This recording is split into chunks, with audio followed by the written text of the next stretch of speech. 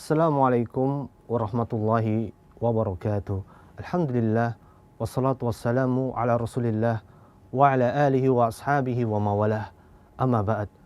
Para pemirsa, sebuah anugerah yang sangat besar ketika kita dapat berziarah ke kota Rasulullah sallallahu alaihi wasallam, kota Madinah Al-Munawwarah. Betapa banyak dari kaum muslimin yang wafat sebelum dapat mewujudkan impiannya untuk melihat kota Madinah.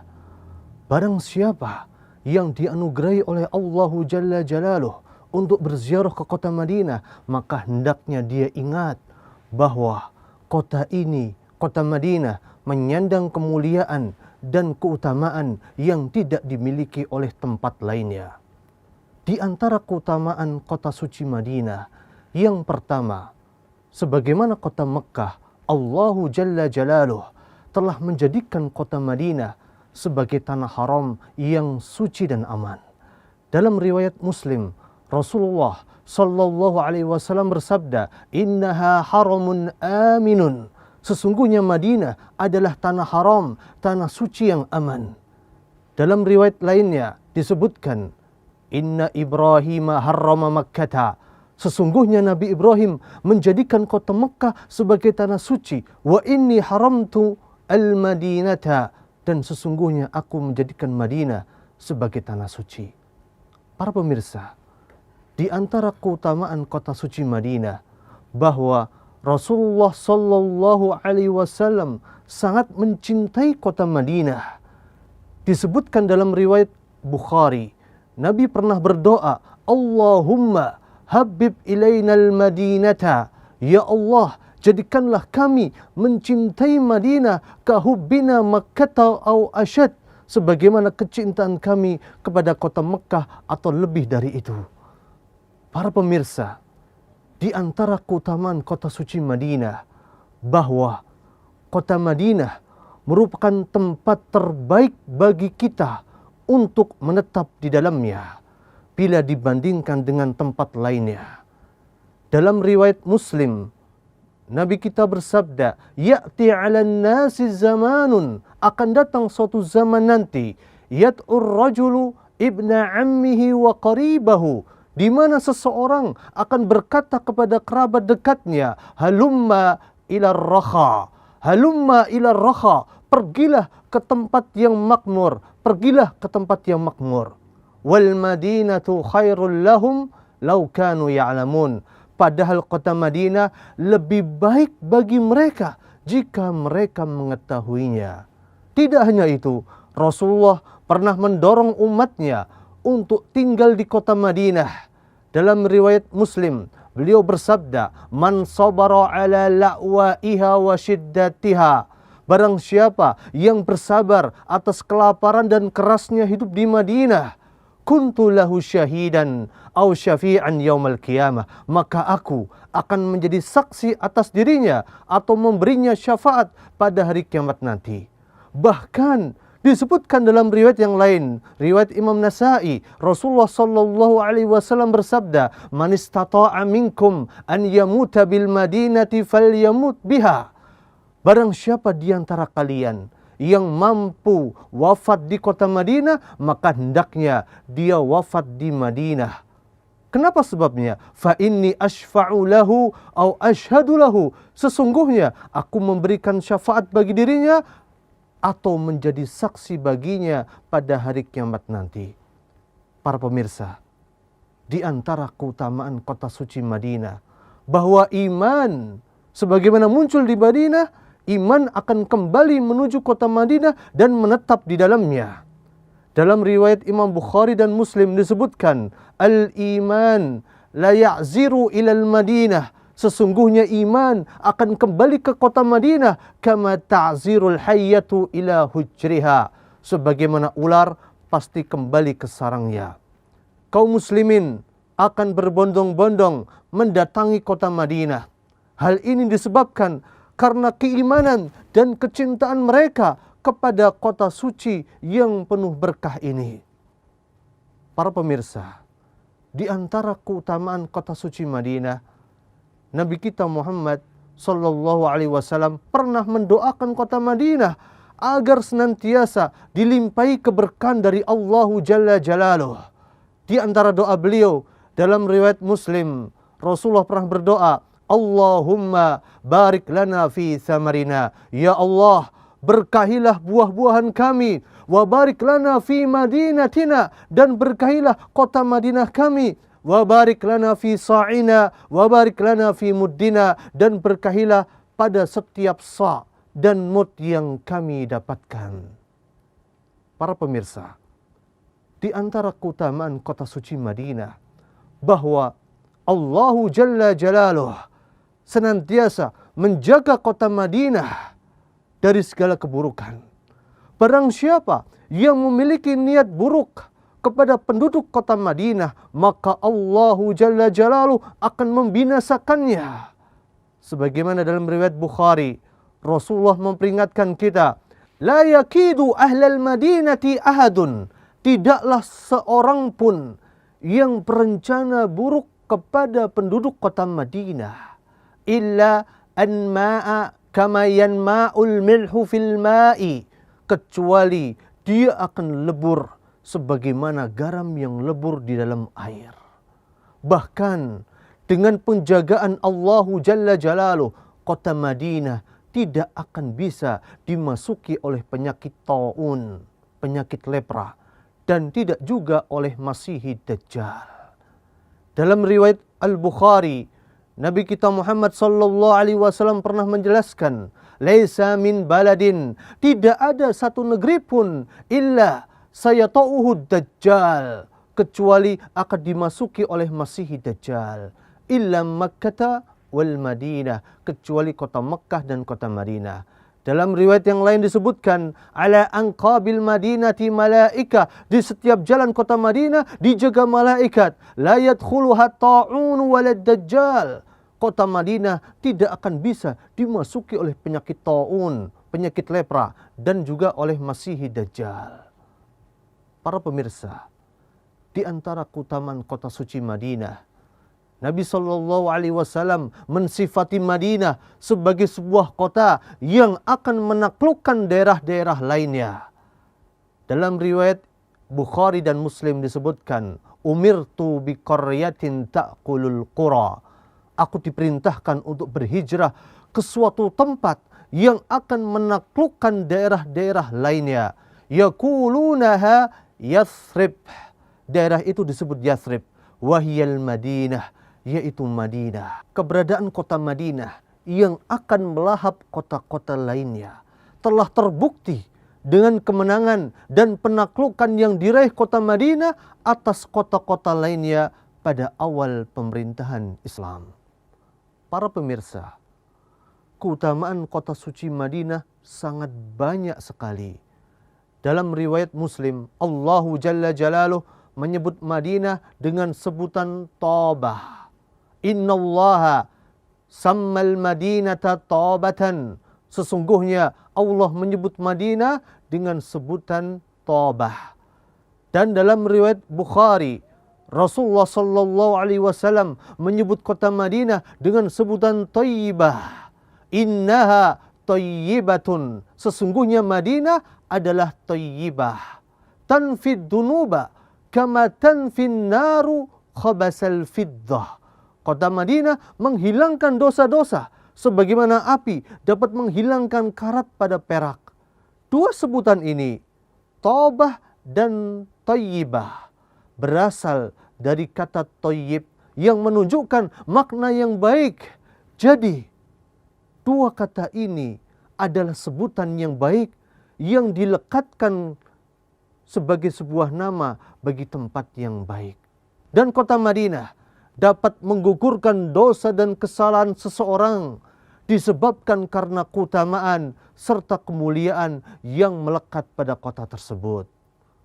Para pemirsa, di samping memberikan berbagai keistimewaan kepada kota Madinah, Allahu Azza wa Jalla juga mensyariatkan berbagai amalan khusus yang dianjurkan untuk dilakukan di kota Madinah. Di antara amalan khusus ketika berada di kota Madinah adalah sholat di Masjid Nabawi. Ketika kita berada di kota Madinah, hendaknya niat utama yang kita tanamkan adalah untuk berziarah ke Masjid Nabawi, Masjid Rasulullah sallallahu alaihi wasallam, serta tidak menjadikan ziarah ke makam Rasulullah sebagai niat utama kita. Dalam riwayat Bukhari, Rasulullah sallallahu alaihi wasallam pernah bersabda, "La tashuddur rihal," janganlah kalian bersusah payah melakukan perjalanan jauh dalam rangka beribadah kepada Allah Subhanahu wa taala illa ila thalathatil masajid, kecuali ketiga masjid saja. Al-Masjidil Haram wa Masjidi Hada wa Masjidil Aqsa. Masjidil Haram, masjidku ini atau Masjid Nabawi, dan Masjid Al-Aqsa. Para pemirsa, salat di Masjid Nabawi memiliki keutamaan yang sangat besar, sebagaimana dijelaskan oleh Rasulullah sallallahu alaihi wasallam dalam riwayat Bukhari dan Muslim. Beliau bersabda, "Salatun fi masjidi hada," satu salat di masjidku ini, yaitu Masjid Nabawi, "khairun min alfi salatin fi ma siwa," lebih baik daripada 1000 salat di tempat selainnya, illal masjidal haram, kecuali Masjidil Haram. Para pemirsa, di antara amalan khusus ketika berada di kota Madinah adalah memperbanyak ibadah di Raudhah. Di dalam Masjid Nabawi ada sebuah tempat yang disebut sebagai salah satu taman surga. Dalam riwayat Bukhari dan Muslim, Rasulullah sallallahu alaihi wasallam menjelaskan, "Ma baina baiti wa mimbari," tempat yang terletak di antara rumahku dan mimbarku, "raudhatun min riyadil jannah," adalah salah satu di antara taman-taman surga. Dalam riwayat Tabrani, Rasulullah sallallahu alaihi wasallam menjelaskan bahwa rumah yang dimaksud adalah rumah Ibunda Aisyah radhiyallahu taala anhuma, yaitu tempat wafat beliau sallallahu alaihi wasallam. Dan Raudhah adalah tempat yang paling mulia di Masjid Nabawi. Maka dari itu disyariatkan untuk memperbanyak ibadah sunnah di dalamnya, seperti salat, zikir, dan membaca Al-Quranul Karim. Namun dengan syarat bisa khusyuk dan tidak menyakiti orang lain saat berada di sana ataupun saat menuju ke sana. Para pemirsa, di antara amalan khusus ketika berada di kota Madinah adalah berjihad di Masjid Nabawi. Berjihadnya kita di Masjid Nabawi adalah dengan cara duduk di majelis ilmu yang ada di sana. Dalam riwayat Ibnu Majah, Rasulullah sallallahu alaihi wasallam pernah bersabda, "Man jaa masjidi hada," barang siapa mendatangi masjidku ini, lam ya'tihi illa li khairin yata'allamuhu aw yu'allimuhu, dia tidak datang kecuali untuk kebaikan yang ingin dia pelajari atau dia ajarkan. Fahuwa bimanzilati al-mujahidi fi sabilillah, maka sebagaimana mujahid di jalan Allah Subhanahu wa taala. Maka dari itu sudah selayaknya bagi orang yang berziarah ke kota Madinah untuk berdagang ilmu, baik dengan menuntut ilmu atau mengajarkannya kepada orang lain. Disunahkan untuk berziarah ke makam Rasulullah sallallahu alaihi wasallam untuk mengucapkan salawat dan salam kepada beliau. Sesampainya di depan kuburan beliau, disyariatkan untuk mengucapkan salam kepada Rasulullah sallallahu alaihi wasallam dengan mengatakan, "Assalamualaikum ya Rasulullah."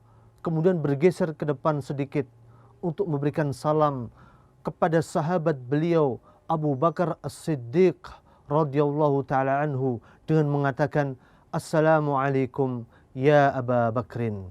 Kemudian kita bergeser ke depan sedikit lagi untuk memberikan salam kepada sahabat beliau Umar bin Khattab radhiyallahu anhu dengan mengatakan, "Assalamualaikum ya Umar ibn al-Khattab." Selain itu, disyariatkan untuk mengunjungi kuburan Baqi al-Gharqad serta juga kuburan para syuhada Uhud. Para pemirsa, di antara amalan khusus ketika berada di kota Madinah adalah salat di Masjid Quba. Karena salat di Masjid Quba memiliki keutamaan yang besar. Dalam riwayat Ibnu Majah, Rasulullah sallallahu alaihi wasallam pernah bersabda, "Man tatahhara fi baitihi thumma ata Masjid Quba." Barang siapa bersuci di rumahnya lalu mendatangi Masjid Quba, fa shalla fihi salatan kana lahu ka ajri umratin. Kemudian melakukan salat di dalamnya, maka dia mendapatkan pahala sebagaimana pahala umrah. Bahkan Rasulullah sallallahu alaihi wasallam senantiasa menjalankan sunnah ini setiap pekannya, sebagaimana disebutkan oleh Abdullah ibnu Umar dalam riwayat Bukhari dan Muslim, kana Nabi sallallahu alaihi wasallam ya'ti Masjid Quba kulla sabtin, bahwa Rasulullah sallallahu alaihi wasallam mendatangi Masjid Quba setiap hari Sabtu. Para pemirsa, di antara amalan khusus ketika berada di kota Madinah adalah bersabar atas kesulitan yang kita dapatkan di kota Madinah. Di antaranya, kota Madinah memiliki cuaca yang cukup keras. Di musim panas, cuacanya sangat panas. Dan begitu juga sebaliknya di musim dingin. Namun, bagi yang mau bersabar, keutamaan yang besar telah menanti mereka. Dalam riwayat Muslim disebutkan, "Man sabara ala la'waiha wa shiddatiha." Barang siapa yang bersabar atas kelaparan dan kerasnya hidup di Madinah, kuntu lahu syahidan au syafi'an yaumal qiyamah, maka aku akan menjadi saksi atas dirinya atau memberikan syafaat pada hari kiamat nantinya. Para pemirsa, di antara amalan khusus ketika berada di kota Madinah adalah kita bersikap hati-hati agar jangan sampai melakukan perbuatan maksiat. Karena kemaksiatan kita di tanah suci dapat mendatangkan laknat dari Allahu Jalla Jalaluh. Diriwayatkan oleh Imam Muslim, Rasulullah sallallahu alaihi wasallam bersabda, "Al-Madinatu haramun." Kota Madinah adalah tanah suci. Faman ahdasa fihi hadatha. Barang siapa yang melakukan perbuatan kemaksiatan, au awa muhditha, atau melindungi pelaku perbuatan kemaksiatan, fa'alaihi la'natullah wal malaikati wan nasi ajma'in, maka baginya laknat Allah, laknat para malaikat dan laknat manusia seluruhnya. Para pemirsa, di antara amalan khusus ketika berada di kota Madinah adalah kita menahan diri untuk tidak memotong tetubuhan liar atau berburu binatang buruan di dalamnya. Di dalam Sahihain, Asim bin Sulaiman pernah bertanya kepada Anas bin Malik, apakah Rasulullah sallallahu alaihi wasallam mengharamkan kota Madinah? Maka Anas bin Malik menjawab, "Na'am, benar. Ma baina kada ila kada, antara ini dan itu, la yaqta'u sajaruha, tidak boleh dipotong tetumbuhannya." Para pemirsa yang dimuliakan oleh Allah Subhanahu wa taala, meskipun memiliki banyak keistimewaan dan keutamaan, kota suci Madinah sama seperti tanah yang lainnya, tidak bisa mensucikan penghuninya secara otomatis. Sebagaimana dikatakan oleh Salman Al-Farisi dalam riwayat Imam Malik, "Innal arda la tuqaddisu ahada." Sungguh suatu tempat tidak dapat mensucikan seseorang. Wa innama yuqaddisul insana amaluhu. Yang mensucikan seseorang hanyalah amalannya. Maka dari itu, hendaknya para penghuni serta peziarah kota Madinah memperhatikan dan mengamalkan amalan-amalan yang disyariatkan. baik yang terkait dengan kota Madinah secara khusus maupun amalan lain secara umum. Wallahu ta'ala a'lam.